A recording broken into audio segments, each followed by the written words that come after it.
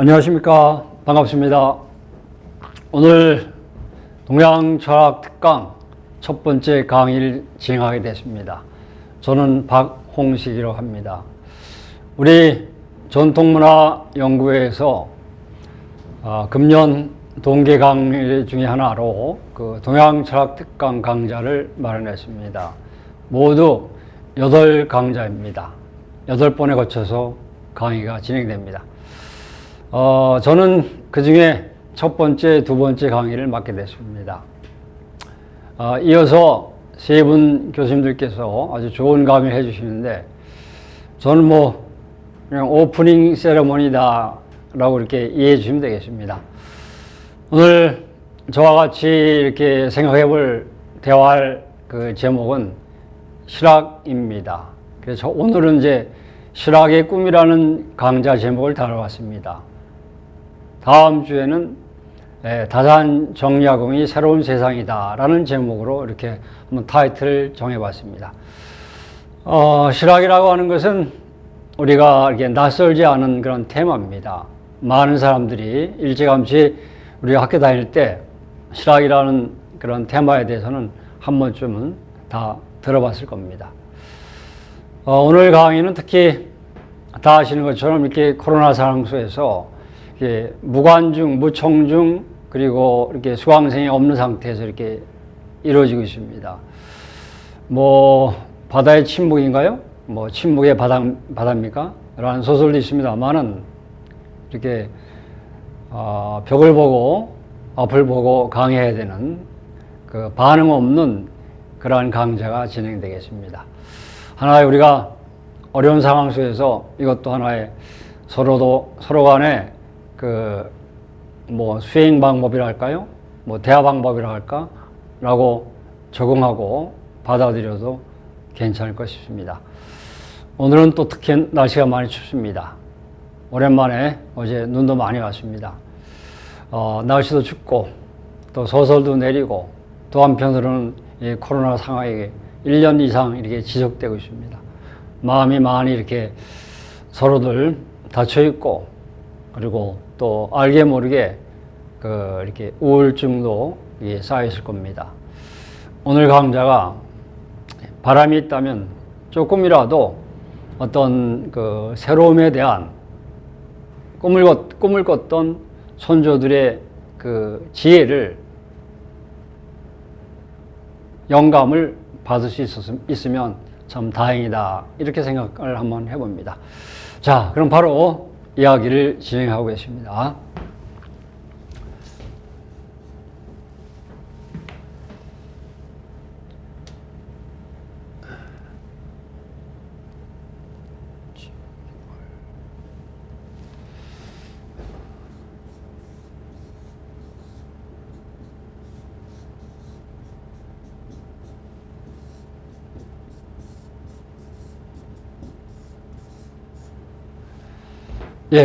실학입니다. 제목은 실학의 꿈입니다. 왜 실학의 꿈이라는 제목을 달았을까요? 철학이라고 하는 것은 인간이 가지고 있는 어떤 현실과 미래에 대한 소망이 담겨져 있습니다. 흔히 학문적인 영역적인 얘기를 얘기한다면 하나의 시대 정신이 담겨져 있는 거죠. 서가모니 불교도 인류의 꿈이 담겨져 있습니다. 인간의 꿈이 담겨져 있습니다. 그 꿈의 핵심은 극락세계입니다. 극락세계에 가고 싶다는 꿈이 담겨져 있는 거죠. 또 기독교 예수님도 꿈을 꾸셨습니다. 모든 인간이 이상적인 세계, 천당에 살고자 하는 꿈을 꾸신 거죠. 그 꿈이 있습니다. 실학도 마찬가지입니다. 철학이라면은 어떤 이상적인 사회가 어떤 사회일까? 인간이 산다고 했을 때 과연 아름답고 행복한 세계가 어떤 세계일까? 라는 꿈이 거기에 투영되어 있고 반영되어 있습니다.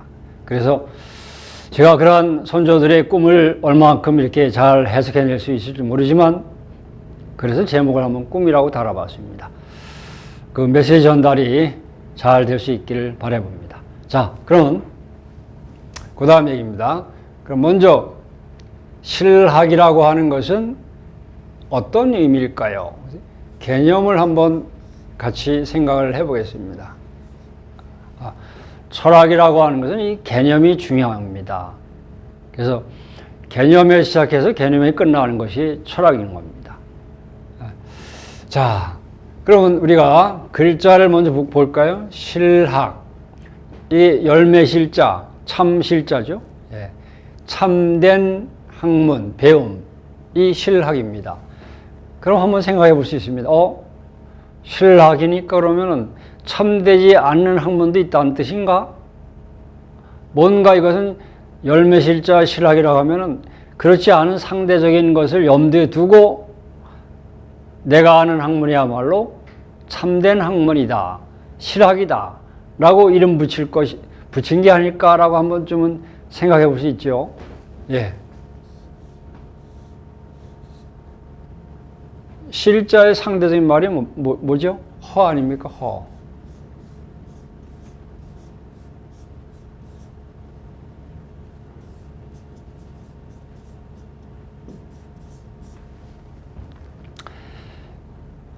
그러니까는 이 실학이란 건 허학이 되는 상대적인 말이구나. 헛된 학문이구나. 그럼 뭐가 실학이고 뭐가 헛된 학문일까? 라고 생각해 볼 수가 있겠습니다. 예. 먼저 이 실학이란 말을 학문적 개념으로 쓴 사람은 이 주자라는 사람입니다. 주희. 여러분들이 주자학, 성리학이라고 하는 말은 들어보셔서 잘 알 겁니다. 주희, 흔히 한국 사람들은 주자라고 얘기하는 사람이죠. 예. 주희라는 사람을 높여서 성을 따서 주자 이렇게 얘기하죠. 네. 주자라는 사람이 자기가 아는 학문, 유학, 성리학을 참된 학문이다. 그래서 실학이라는 말로 이렇게 이름 붙였습니다. 그러면 주자라는 사람이 그 당시에 내가 하는 학문은 참된 학문이고 그렇지 않은 학문은 헛된 학문이다 라고 했을 때 이 헛된 학문은 무엇일까요? 이거는 불교,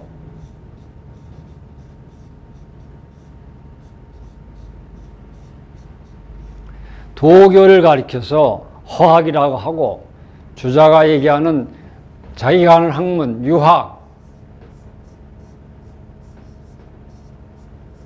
유학은 실학이다.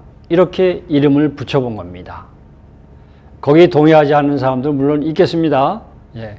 그러나 하여튼 이 사람의 주장은 그랬던 겁니다. 그래서 유학 또 본인이 이룩한 학문, 성리학은 참된 학문이고 실학이고 그리고 이 불교나 도교는 뭔가 이게 비현실적이고 공허하다. 그리고 뭐 이렇게 실용적이지 않다. 해서 허학이라고 이렇게 생각을 했습니다. 좀 이게 비판하고 그 가치를 깎아내린 거죠. 자, 이렇게 해서 실학이라는 말이 하나의 학문적 개념으로서 이렇게 살짝 등장을 했습니다. 그러나 이때 주자가 실학이라는 말을 잠깐 썼지, 그건 하나의 일종의 그 실학이라는 말이 실체가 있었던 건 아닙니다. 오늘날 우리가 여러분들이 알고 계신 실학이라는 말은 이것이 이제 나중에 18세기 즈음에서 우리 한국의 조선시대 학자들이 이제 실학이라는 말을 쓰기 시작해서 뒤에 18세기에 일어났던 새로운 학문의 총체를 가리켜서 실학이다 이렇게 부르게 되는 겁니다. 그래서 여러분들이 알고 계신 것이 이제 실학이라는 말이 성립하게 되는 거죠. 자, 여기서 잠깐 또 이야기를 그러면 다시 넘어가겠습니다. 자, 오늘의 주제는 실학이니까요. 여기 하나 써놓겠습니다. 실학.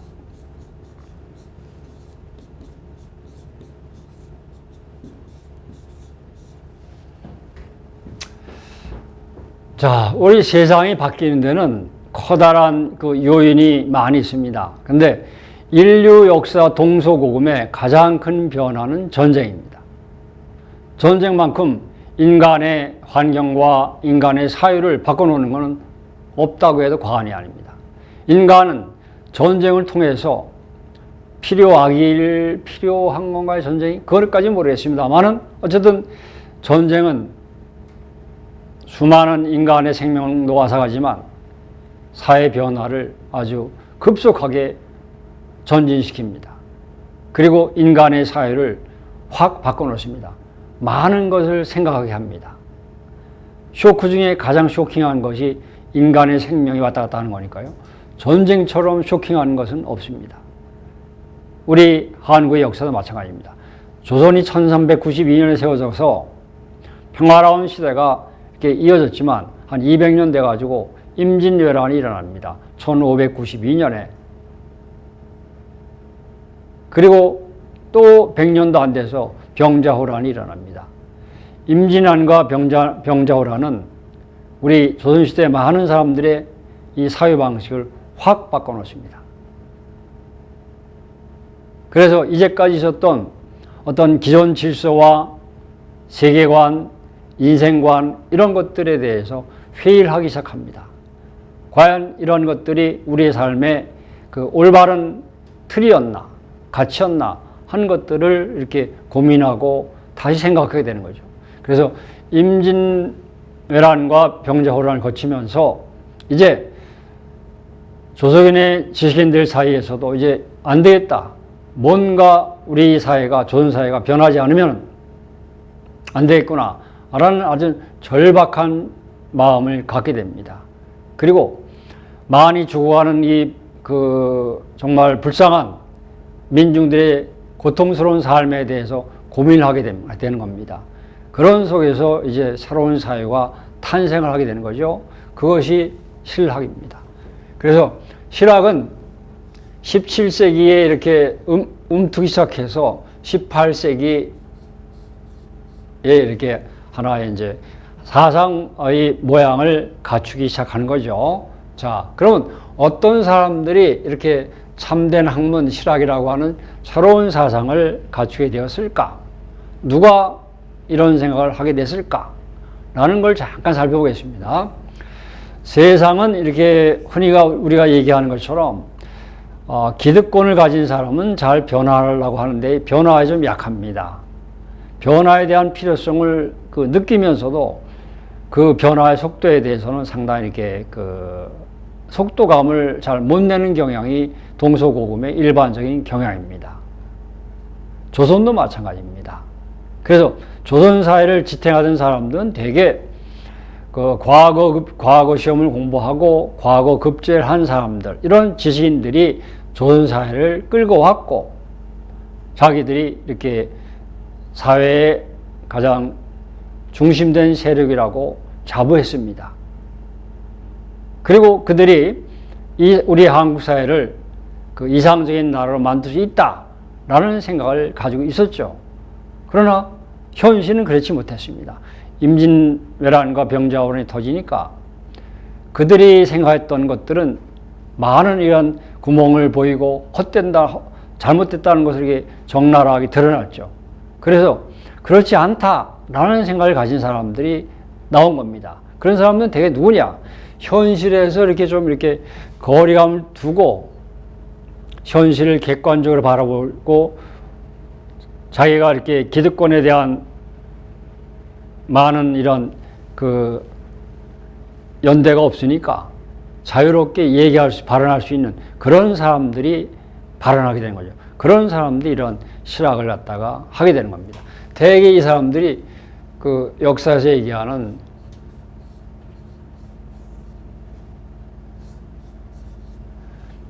그 당시는 물론 이제 한양입니다만은 서울 인근,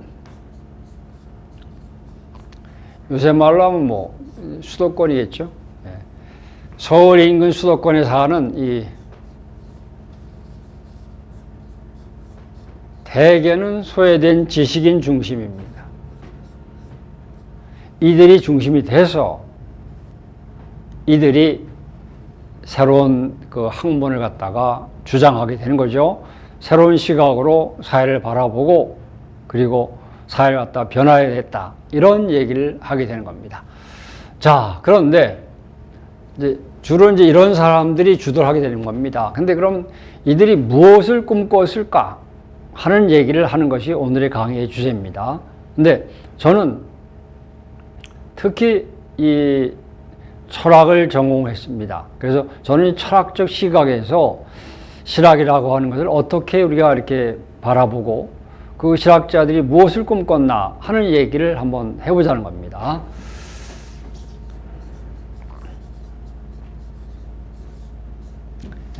철학적 시각에서 실학을 바라보자는 겁니다.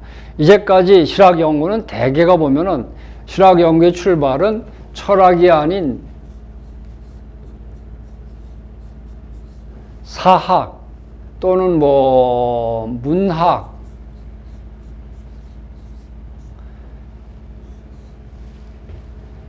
이런 그 연구자들이 중심을 이뤄왔습니다. 그래서 이제까지 실학에 대한 개념 정의가 이루어진 것은 일종의 어떻게 보면 사학적 정의고 문학적 정의입니다.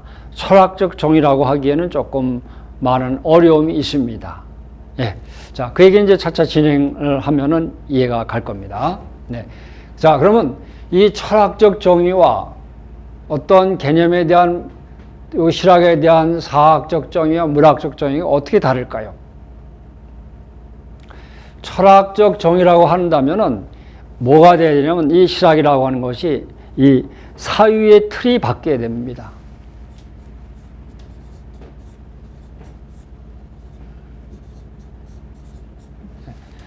이제까지 있었던 사유의 틀이 어떻게 바뀌었나 이런 얘기를 해줘야지만 그것이 철학적 설명이 되는 겁니다. 만약에 말입니다. 만약에 가정을 해서 여러분들이 알고 있는 그 뭐 성호익이라든가 담원 홍대이라든가 초성 박재가라든가 또 연암 박지원이라든가 이런 많은 실학자분들이 뭐 경제 개혁을 하고 사회 개방을 주장하고 라고 얘기했다 하더라도 기본적인 철학적 사유가 주자학적인 세계에 머물러 있었다면은 그것은 철학적으로 볼 때는 그 사람들은 새로운 사상가라고 볼 수가 없는 겁니다. 그 점에 우리가 주목해 볼 필요가 있습니다. 이제까지 1392년에 조선이 건국돼 가지고 조선 사회를 쭉 움직여온 사회의 철학적 배경, 근간은 뭐냐 하면 주자학입니다.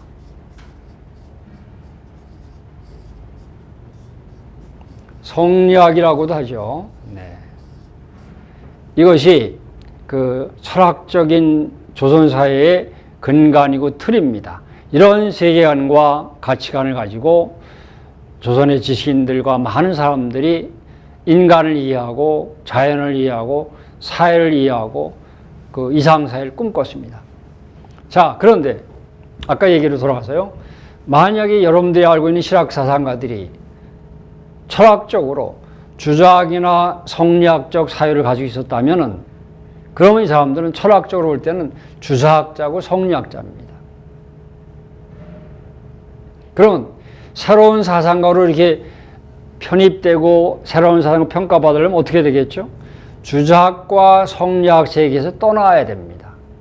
떠나지 못했다면 여전히 주자학자고 성리학자인 겁니다. 그 점을 잘 여러분들이 주목 한번 해볼 필요가 있습니다. 자, 그러면 이제 그 다음 얘기를 넘어가겠습니다. 자, 어쨌든 철학이라고 하는 것은 이게 사유의 틀이 변화해야 된다. 근데 그 조선사회를 이제까지 이끌어온 것은 주자학 또는 이 성리학이라고 하는 이런 사유의 틀이었다. 자, 그러면 이제부터 이제 이야기는 어디로 가냐면은 주자학과 성리학이라는 것이 과연 뭘까? 과연 그 속에서 이게 바뀐다고 하면은 바뀌었냐 안 바뀌었냐를 우리가 얘기하려면은 최소한 주자학이 뭔가 성리학이 뭔가 하는 얘기를 조금은 짚고 넘어야 됩니다. 그래서 잠깐 짚어보겠습니다. 네. 자, 얘기를 좀 잠깐 짚어보겠습니다.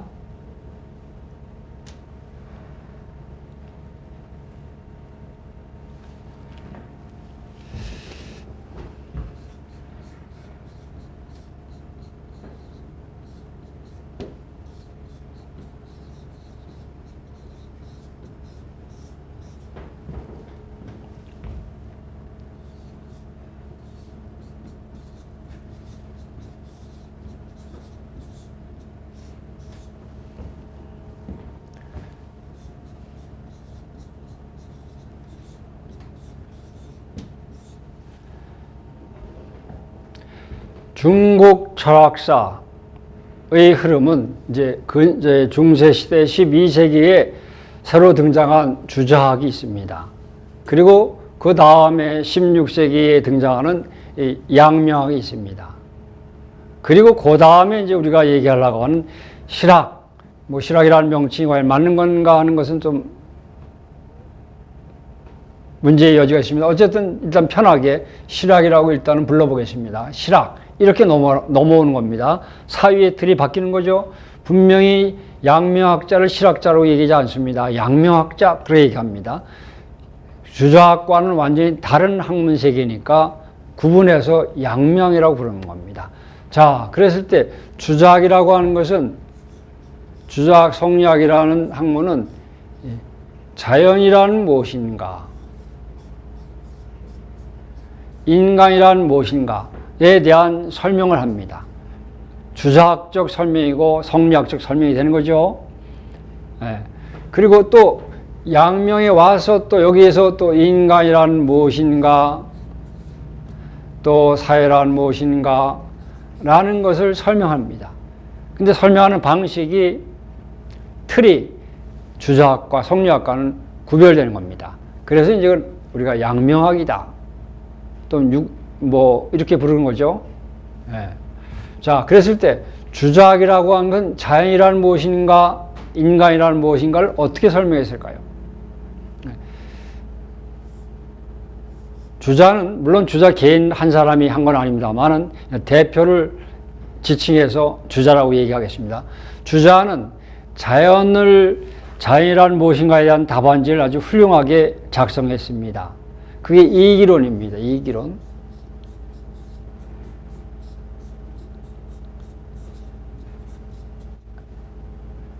이와 기로서 자연에 대한 설명을 했습니다.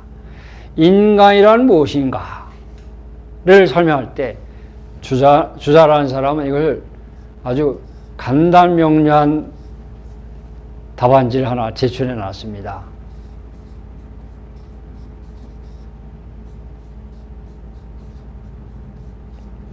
성증리입니다. 예. 기독교에서는 인간이란 무엇인가에 대한 설명이 간명하지 않습니까? 피조물로서 하나님이 창조한 겁니다. 분명합니다. 예. 그러면 자연이란 무엇인가? 기독교나 종교는 간단합니다. 조물주가 신이 만든 겁니다. 신에 의해서 만들어진 겁니다. 간단합니다.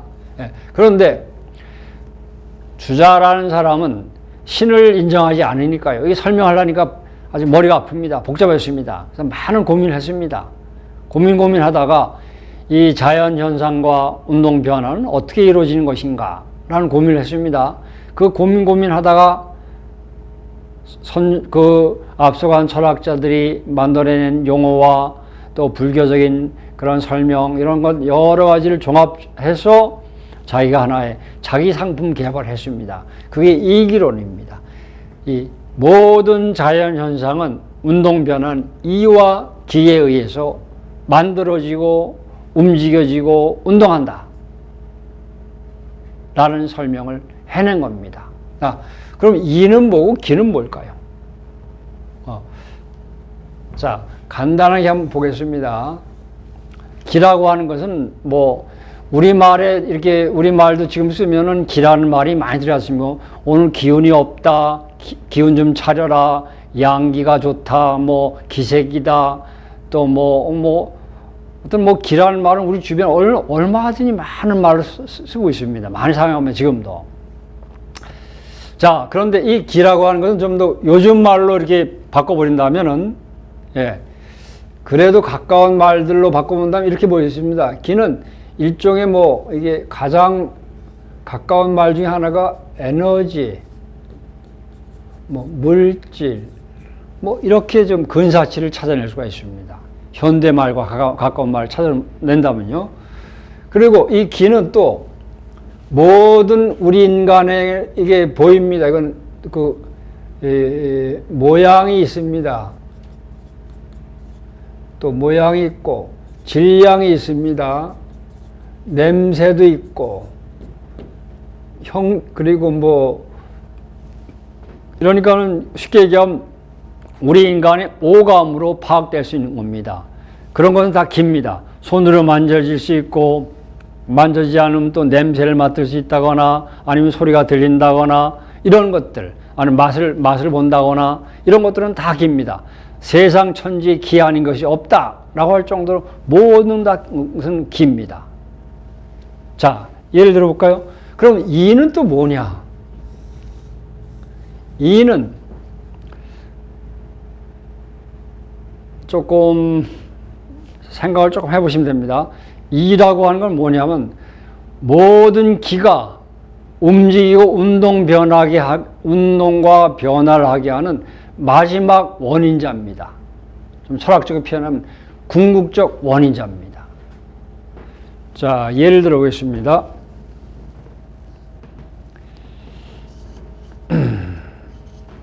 자, 여기 컵이 있지 않습니까? 컵은 이일까요? 기일까요? 당연히 이렇게 손에 잡히고 두드리면 그 소리도 나고 보이지 않습니까? 기죠. 이 안에 지금 물이 담겨져 있습니다. 물 한번 마셔보겠습니다. 자, 마셨습니다. 물은 기일까요? 이일까요? 기입니다. 왜? 모양도 있고, 냄새도 있고, 마실 수도 있으니까요. 자, 그 다음에 또 한 번 합니다. 간단합니다. 이와 기를 구분하는 하나의 손쉬운 방법입니다. 물, 기라고 했습니다. 기입니다. 기.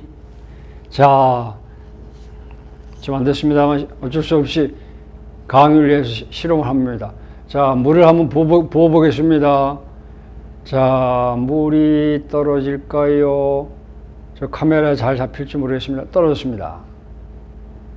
물을 이렇게 부으니까는 떨어졌죠. 자, 여기서 생각을 해보겠습니다. 물은 물을 이렇게 컵에서 따르니까 위에서 아래로 이렇게 흘렀습니다. 그러면 물이 위에서 아래로 흘렀다. 물이 위에서 아래로 흐르는 건 기일까요? 이일까요? 자, 이 강의를 혹시 들으시는 분들 있으면 마음속으로 한번 마음에 정해보세요. 자, 1번. 물이 아래로 흐르는 것은 기다. 물은 아래에서 흐르는 그 성질을 얘기하는 겁니다. 물은 위에서부터 아래로 흐르는, 반드시 위에서 아래로 흐르죠. 펌프를 제역을 자연으로 놔두면 그냥 위에서 아래로 흐르지 않습니까? 그건 기일까요?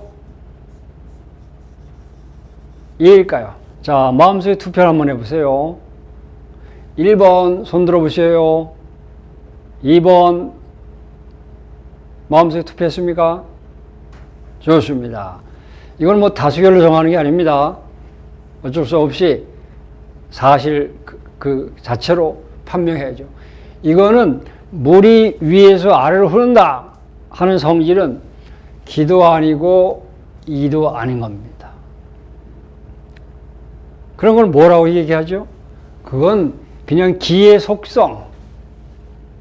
이럴 때는 뭐라고 표현하면 기지 리라고 합니다. 기의 속성이다. 이치다.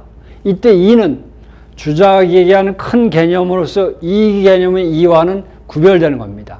그건 다른 겁니다. 갑자기 뭐 얘기가 좀 약간 어려워지나요? 그렇진 않죠? 네, 잘 따라오시면 됩니다.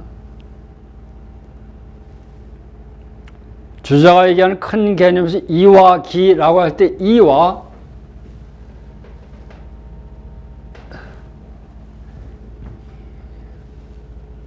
여기 기지 리 할 때 이는 요 둘은 구별되는 겁니다. 요때 이는 아주 하부 개념입니다. 요때 이는 기지 리 기의 속성이라는 의미 정도입니다. 이거는 그게 아니고 마지막 원입니다. 자, 그러면 다시 아까 물 따르는 대로 가겠습니다. 자, 물은 기였습니다.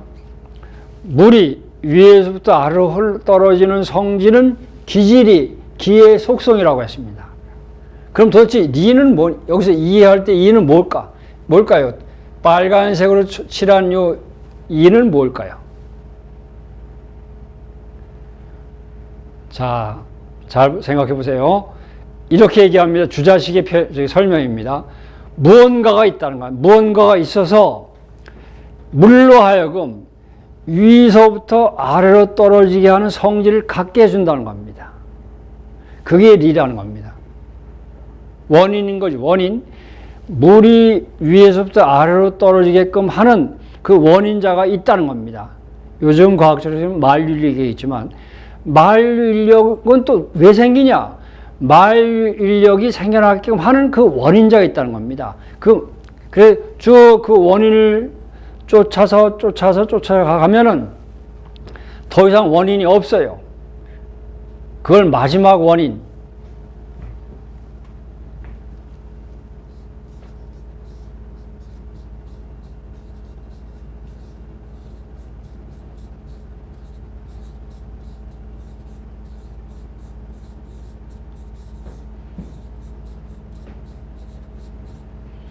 궁극적 원인이라고 얘기합니다. 궁극적 원인. 예. 그것이 바로 리라는 겁니다. 주자가.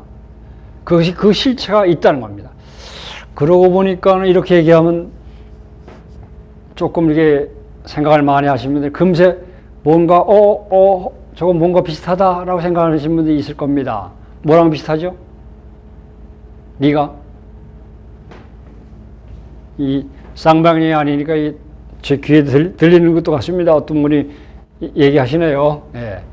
자, 이때 이렇게 보니까, 아하, 얘는 궁극적 원인으로서 이 리는 뭐랑 비슷하냐면 일종의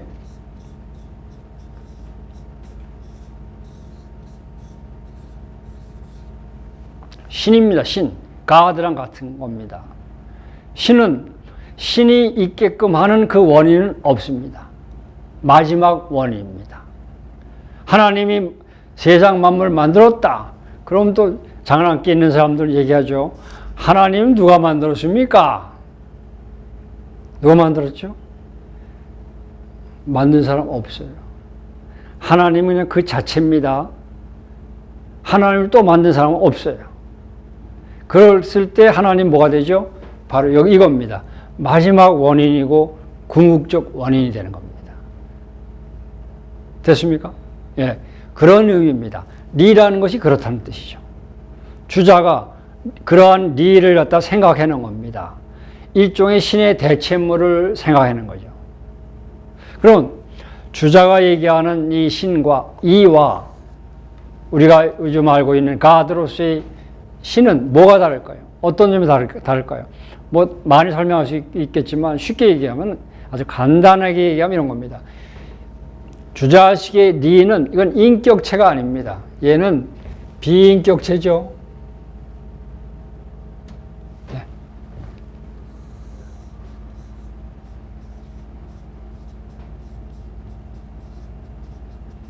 네, 비인격체입니다. 반면에 신은 인격체입니다. 신은 이렇게 감지 능력도 있어요. 세상 모든 걸 다 볼 수도 있고 들을 수도 있고 만들 수도 있고 화도 냅니다. 신이 화를 내면 얼마나 무섭습니까? 인간들한테도 화를 내시지 않습니까? 하나님도 너는 못된 짓을 많이 했으니 지옥에 가라. 그렇게 고통을 줍니다. 그대는 착한 일을 많이 했으니 천당에 가시오. 부처님도 마찬가지지 않습니까? 자, 너희들은 착한 일을 많이 했으니 극락세계에 가거라. 자네들은 악업을 많이 쌓았으니 그 대가를 받아야 한다 하고 지옥에 던져줍니다. 무섭지 않습니까? 사실이라면. 어쨌든 신은 인격체입니다. 화도 내고 성도 내고 뭐 이렇게 조화도 하고 그렇습니다. 그러나 주자가 설명한 하나의 상정한 만들어내는 이기라고 해서 이는 그런 게 아닙니다. 그냥 원리 그 자체입니다. 비인격체죠. 그 점이 다른 겁니다. 자, 여러분들은 뭐 이런 설명에 동의하는지 안 하는지 모르겠습니다만 어쨌든 주자는 세상을 이렇게 읽었다는 겁니다. 그래서 모든 눈에 보이는 세계, 들리는 세계가 있고 그 너머에 보이지 않고 들리지 않는, 손에 잡히지 않는 그 너머에 그 무언가가 있어서 그것에 의해서 그 보이는 세계가 작동한다. 이렇게 생각한 거죠. 이원적인 생각을 한 겁니다. 그것이 이론인 겁니다. 자, 그럼 인간이란 무엇인가? 그 다음, 인간에 대한 지금 무엇인가? 주자 성리학은 어떻게 설명했느냐? 간단하게 하면 이렇게 했습니다. 성증이다. 이때 성은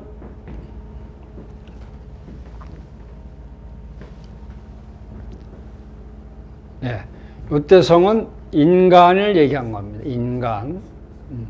인간의 본성, 본질, 인간의 본질과 또 이때 리는 바로 뭐냐? 요 이기할 때 그 이입니다. 자연이죠. 자연의 궁극적 원인. 그래서 인간과 이 자연이 인간과 자연이 곧 하나다. 인간과 자연이 곧 하나다. 라는 것이 주자식의 인간에 대한 설명입니다. 무슨 의미를 가질까요? 기독교에서는 종교와 비교해서 보면 잘 얘기합니다. 잘 이해할 수 있습니다. 종교에서는 하나님이 인간을 창조하셔가지고 인간으로 하여금 불완전한 존재지만 열심히 하나님 말씀을 들으면은 그 하나님의 세계에 갈 수 있다라고 하는 가능성을 열어뒀습니다. 그것이 이제 종교적 설명이죠. 거기에 비해서 지금 주자는 인간이 어떻게 하면 완전한 인간으로 갈 수 있을까? 불완전한 인간인데 그 인간에 대한 완전성에 대한 가능성을 열어뒀습니다. 그걸 어떻게 열어뒀냐? 가장 궁극적 원리인 이 이와 서로 하나로 만날 수 있다라는 가능성을 열어둔 겁니다. 그때 그 가능성에 대한 그 길을 어디서 찾았냐? 이때 성은 이 인간이지만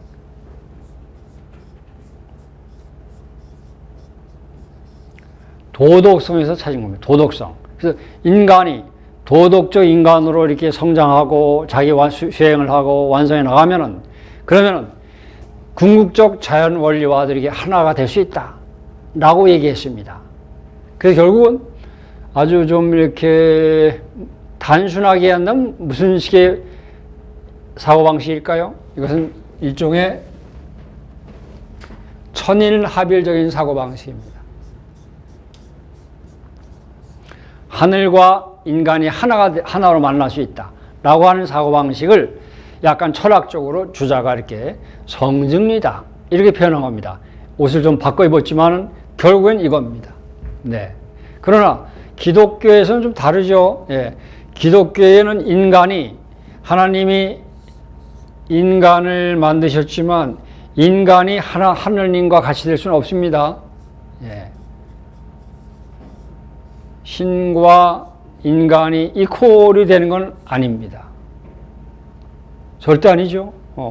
하나님의 세계에 천당에 갈 수 있지만 신과 인간이 합일되는 건 그건 있을 수가 없는 겁니다. 하나님은 완전체이고 인간은 불완전체이고 이건 주인이고 세상의 주인이고 이건 피조물이니까요. 다른 겁니다. 그런데 여기서의 사고방식이 뭐냐? 즉이라는 말을 썼습니다. 곧 하나가 될 수 있다는 겁니다. 하늘과 인간이 이렇게 만난다는 거죠. 네. 자, 이렇게 해서 간단히 설명했습니다만 주자의 생각은 그렇게 어떻게 우리 인간이 세상에 살아가면서 자연 질서와 인간 질서가 만날 수 있을 것인가에 대한 궁극적인 희망을 가졌습니다. 그런 속에서 그 궁극적 희망에 대한 하나의 메시지를 어떤 도덕적 인간, 거기서 찾은 거죠. 도덕성이다. 그래서 결국은 주자가 그 다음 단계로 열심히 힘을 쏜 건 뭐냐? 어떻게 인간이 가지고 있는 이 비도덕적인 요소를 제거할 것인가? 그러면서 도덕성을 확보할 것인가? 이런 것들에 대해서 이제 아주 주력하게 되는 겁니다. 네. 이런 것들이 이제 주작이고요. 그 다음에 이제 이런 식의 세계관에서 이제 조금 변합니다. 자꾸 인간의 생각은 변하는 걸까요? 그 다음 넘어오는 것이 이제 양명학으로 넘어오는 겁니다. 그래서 잠시 쉬었다가 양명학이라는 세계는 뭔가 하는 것을 한번 조금 또 살펴보기로 하겠습니다. 예, 잠시 쉬겠습니다.